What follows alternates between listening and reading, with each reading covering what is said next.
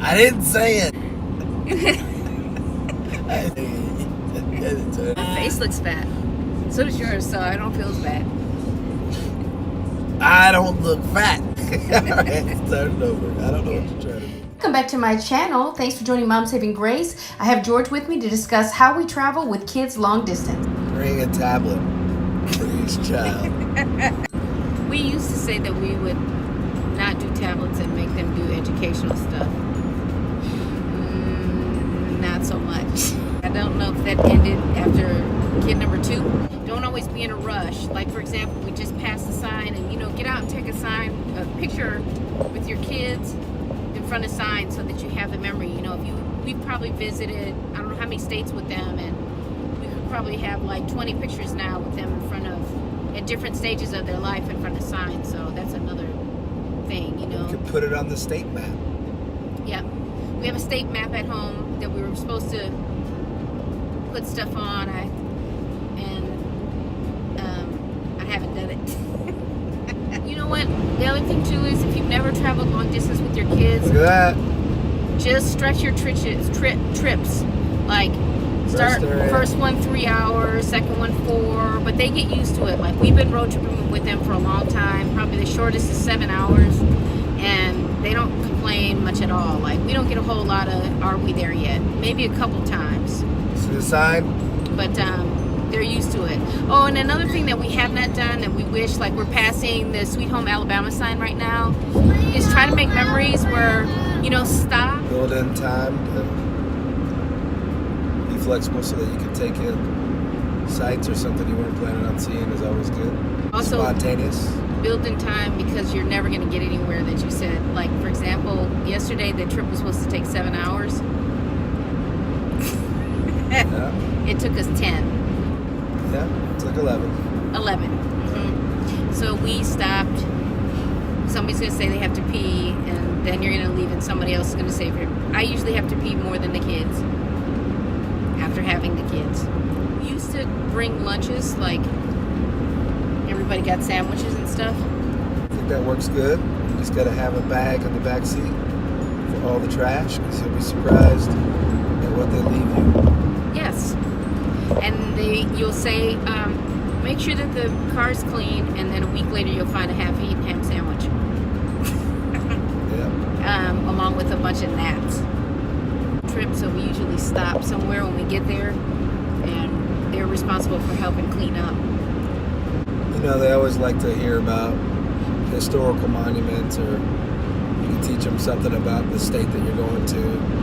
That's a good. Driving through somewhere and You see something. George is real good at that. He get ahead of it. Googles places as we go. So if you see something and you're like, what is that? He'll Google it and look it up and explain it to him. There's a lot of learning that can go on while you're driving. Yeah, or if you're going over certain bridges, you may be able to get the history of it. That'll make the trip not so long if you're trying to keep them engaged in the surroundings. Yep. We also play games like Mustang. It's real. I mean, it's not real high functioning intelligence for that one. You just, it's basically like I Spy. So every time they see a Mustang, they yell Mustang and they get a points. Yep. And whoever gets the most points wins. I don't know what they win. Water tower's a good one. Yep, water towers. Yeah. But I tell you what though, I'm the best Mustang player, right? Yeah, well you don't get it confused with another car. Well, Mustangs look like, what's that other, They look just like Mustangs. no, they look like, something that we should do better that we don't is get time to ourselves, like, because they travel with us everywhere we go. We thought about that, like we thought about going out of the country, but then it's like, who's going to keep the kids so we can get time, because we always have them with us, like always, like always. I had a great idea today. At a church out of town, we visited a church in New Orleans, and since we never get date day or date night when we're traveling, I actually had a thought of like did. I really thought like, hey, maybe we can take him to this church and drop him off at the daycare. I really, like, I hate to admit that, but I really had that thought at the daycare and go on a quick 30-minute coffee break. Take a potty if you have small ones. We're just starting to potty train our daughter. That's another thing, we usually don't wait until they're closer to 3. And she'll be 3 in a couple weeks. Just because we've tried before and it like racking your brains to make a 1.5-year-old potty is, it's just not worth it. Especially for her, because she's gonna have to get on a toilet. We just find that, like, especially when you're trying to roll and hit the road and not stop, I have definitely taken a potty and they have peed in the potty, so we're not stopping like 50,000 times with the kids. Yeah. That, or they have these, sounds gross, but it's true. They have these kid urinals and the top snaps, since we have boys, and we have bought one of those before, and you're able to pee and keep rolling. You do electronics and cycle off and on them. You know, do like 30 minutes on, an hour off, or vice versa. That's a good one. And if you ever rent Redbox, then why do you always gotta put digs on me? I'm not. I'm just saying from our history. Take them back. Yeah, the Redbox goes from a $3 rental to a $30 purchase. And so I recommend, as your destination, you put the closest Redbox return by your house or wherever you're going. That way you drop it off. Yeah, because we've forgotten them in the car, and like you said, $1 movie turned into several dollars. He did that so many times that George won't allow us to get Redboxes anymore. Like Netflix, you know, they have the download feature now, so you can download a bunch of movies onto tablets. Yeah. Save money by, we cook a lot, so like we do vacation rental by owners.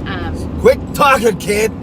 Vacation rental by owners, and so that we can cook. Yeah, I saw it, Christian. So we do like pancakes, cheap stuff. It's a great one, you can find at Aldi, but a lot of times we'll take with us, like right now I have with us like bare minimums, like something to make peanut butter and jellies, cereal, pancakes, fruit. All stuff you can get at Target.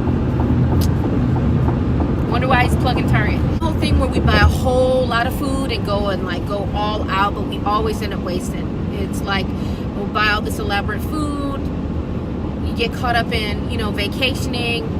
You're out somewhere. You end up getting hot dogs or something like that, and we never eat it. Like we've had meal plan. It just doesn't. You end up throwing away stuff that you're not going to travel home with. So I don't know about that.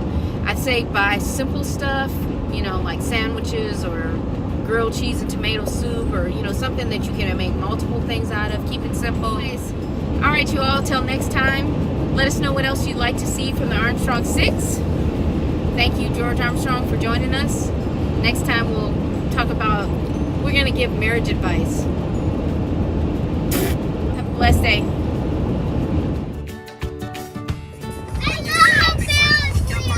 So that's mama. Your mama loves a Ferris wheel. Mama loves a Ferris wheel. Okay, so we're gonna give parenting advice, some funny parenting advice.